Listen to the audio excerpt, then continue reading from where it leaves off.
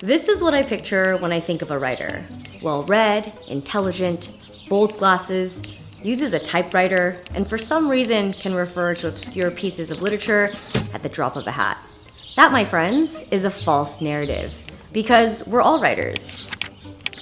Alison Fallman once said, "We write every single day in our texts, emails, captions, tweets, grocery lists, birthday cards, and so on." So writing doesn't have to be this intimidating activity that's only reserved for the elites or supremely gifted.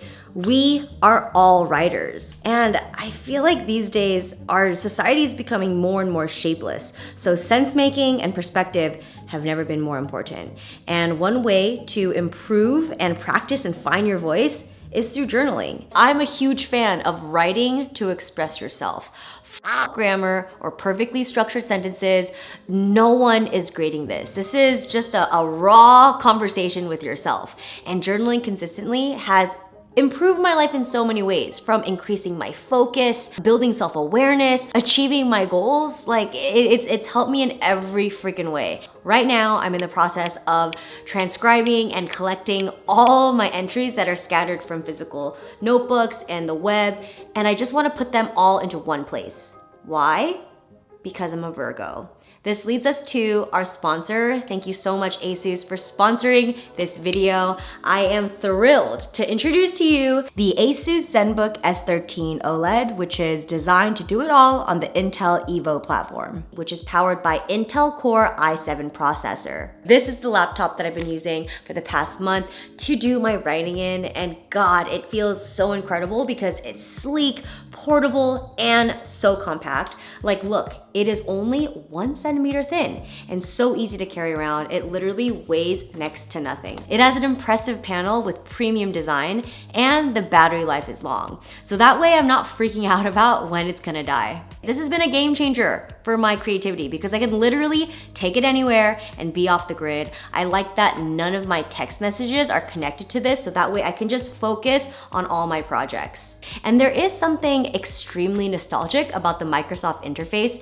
It reminds me of my childhood, which also is very inspiring for my writing. As much as I love journaling on physical paper, writing in my ZenBook is just so much more efficient. This is also eco-friendly. They used recycled materials to create this. It's very important for me to work with companies that are keeping this in mind, and I love that ASUS goes beyond business because they care. If you guys are interested in getting a ZenBook for yourself, you can learn more at myzenbook.com. I will also leave that information in the description box, so pop it open. All right, so if you have no idea where to get started, try this exercise. It's loosely based off morning pages, but there's no need to do it in the morning.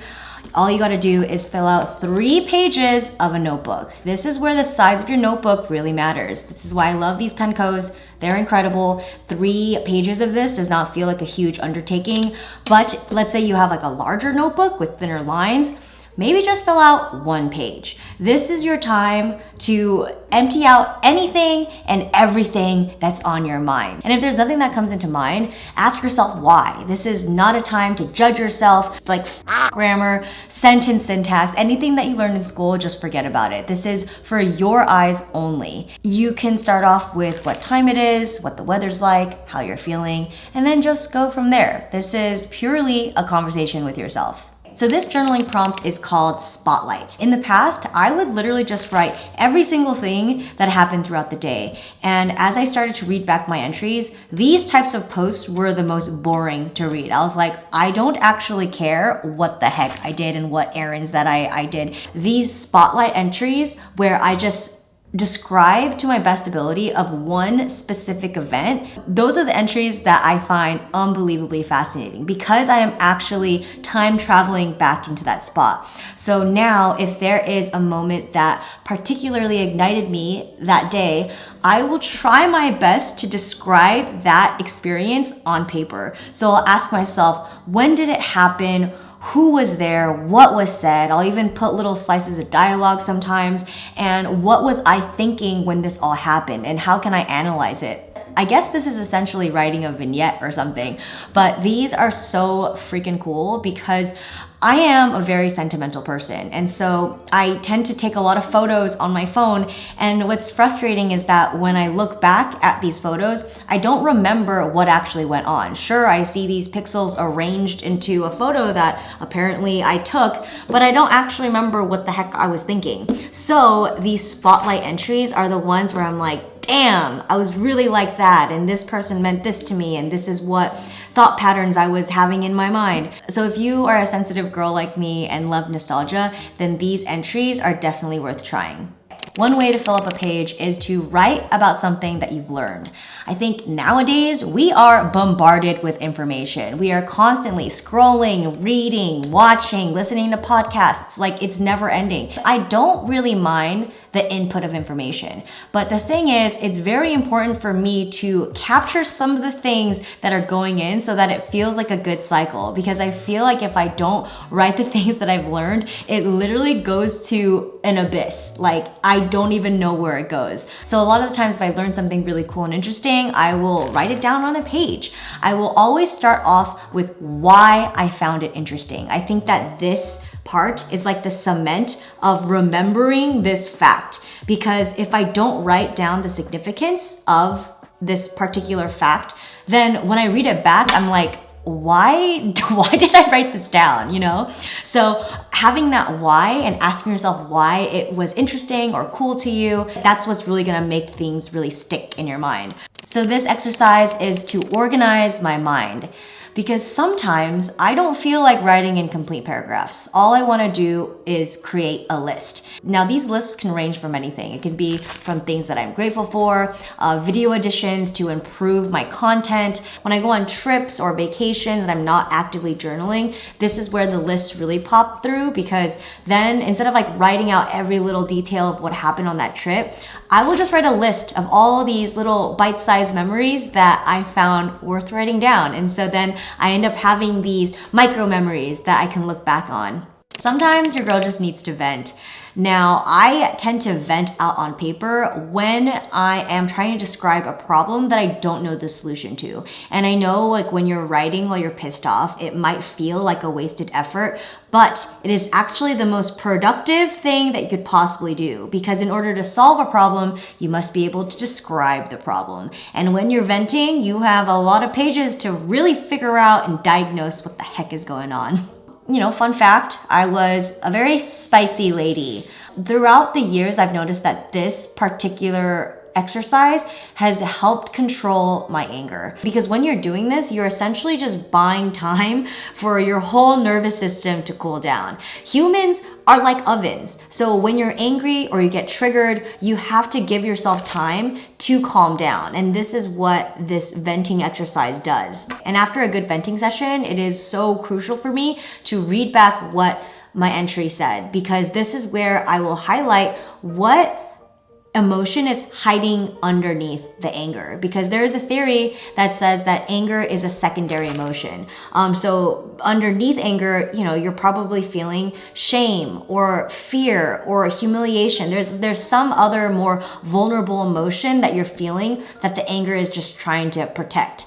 Our lives are run by the habits we create. It's because our brains are obsessed with automating behavior. It actually wants to make life as easy as possible. When you think about it in that sense, it's actually kind of cute.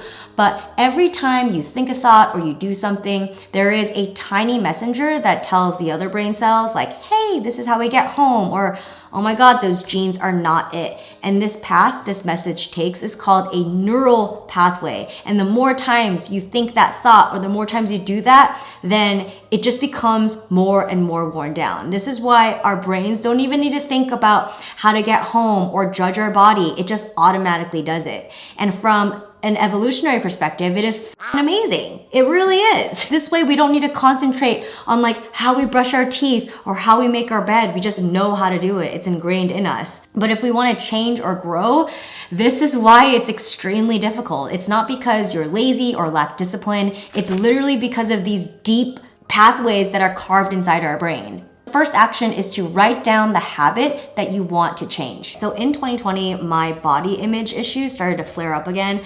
Like honestly, I have had these body image issues for as long as I can remember. Like just check out these entries. Like I spent 15 years of my life constantly talking to myself this way. So no wonder this felt inescapable to me. But then I started doing future self-journaling. It's essentially filling out these questions every single day. And then afterwards, I would read it out loud. This forced me to think about myself in a positive light.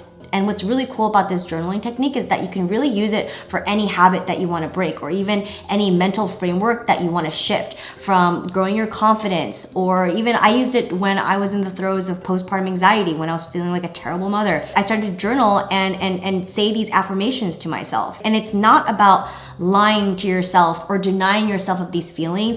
It's giving your brain a chance to create a new positive pathway. And the thing is, like, when I was writing these things, I didn't believe them at the time. And I think the biggest motivation for me to keep at this was that I literally had nothing to lose from doing this every day. Like, the worst thing that can happen was that I would have spent like 3 months of my life writing these affirmations 10 minutes a day, and I'd still feel shitty. But I had everything to gain by doing this activity and just nothing to lose. So if there is a habit that you would like to change, then I would highly recommend this activity. Everyone can benefit from therapy, but I know that therapy can have a big price tag. This is where journaling comes in, because it is a form of free therapy. When I am journaling for therapeutic reasons, I have like a rough outline, especially when I'm tackling anxiety. So first, I will ask myself, what is making me anxious? Let's say I am anxious about creating a video and meeting the deadline. So I will write down exactly why this issue is making me anxious. Maybe it's I'm worried that I can't think of an idea, I'm worried that it's not gonna perform well, and I don't wanna let my team down. Then I will address these issues individually as if I'm talking to someone that I deeply care about. For the first one, I would say, you've done this for over 10 years and you have always come up with an idea. We never know what video is gonna be a hit or miss, but the point is just to keep on creating. You do it because you love it. You won't let your team down because you've always let your team know ahead of time, or you give them a heads up. Communication is always key. And at the end, I feel lighter because, again, all that weight that I felt from this anxiety is now onto a page.